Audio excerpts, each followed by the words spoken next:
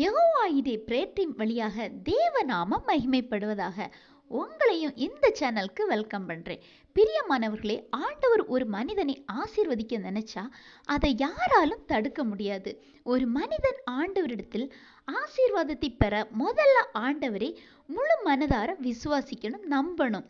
நமது வாழ்க்கையில நன்மைகள் குறையும் போது, ஆசீர்வாத குறைவுகள் வரும்போது இந்த நம்பிக்கை கொஞ்சம் கொஞ்சமாக குறைய ஆரம்பிக்குது. இந்த மாதிரி நிலைமைகள்ல நாம கொஞ்சம் பொறுமையோடு நினைக்க வேண்டியது, ஆண்டவரே, உம்மை நம்புகிற பிள்ளைகளுக்கு நீங்க வைத்திருக்கும் நன்மை கண்டிப்பாக பெரிதா இருக்கிறது என்று. சங்கீதம் 31:19 பார்க்கும்போது, உமக்கு பயந்தவர்களுக்கும் மனுபுத்திரருக்கு முன்பாக உம்மை நம்புகிறவர்களுக்கும் நீர் உண்டு பண்ணி வைத்திருக்கிற உம்முடைய நன்மை எவ்வளவு பெரிதா இருக்கிறது என்று இந்த வசனத்துல பார்க்கலாம்.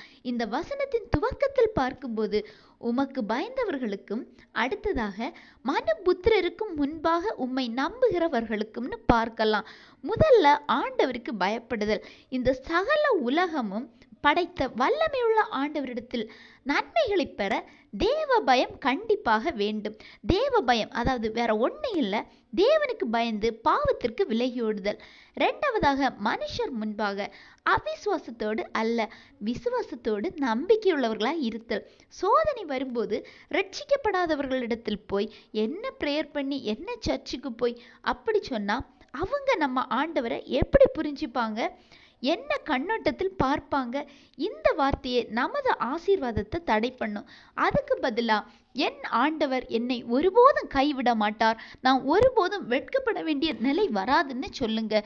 ஏன்னா நமது ஆண்டவர் அவருடைய பிள்ளைகளை கைவிடக்கூடிய தெய்வம் அல்ல. பிரியமானவர்களை, 2 காரியங்களை பார்த்தோம். முதல்ல தேவனுக்கு பயப்படுங்க. ரெண்டாவதாக, மற்றவங்க முன்னாடி உங்க விசுவாசத்தை விட்டு கொடுக்காதீங்க. ஏன்னா இப்படி இருக்கும்போது ஆண்டவர் நமக்காக வைத்திருக்கும் நன்மை பெரியதா இருக்கிறது. நீங்களும் அதை பெற்றுக்கொள்வீர்கள். ஆண்டவர் தாமே இந்த வசனங்கள் மூலம் உங்களை ஆசீர்வதிப்பாராக.